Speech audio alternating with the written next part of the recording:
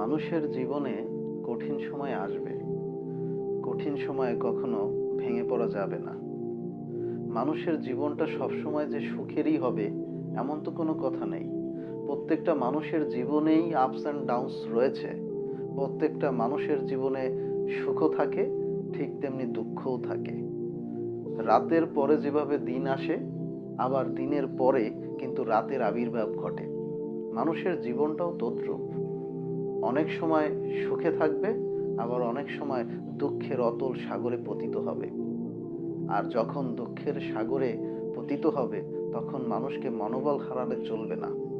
তখন মনোবলটাকে শক্ত করে, হতাশাগ্রস্ত না হয়ে প্রবল মনোবল নিয়ে সামনের দিকে এগিয়ে যেতে হবে।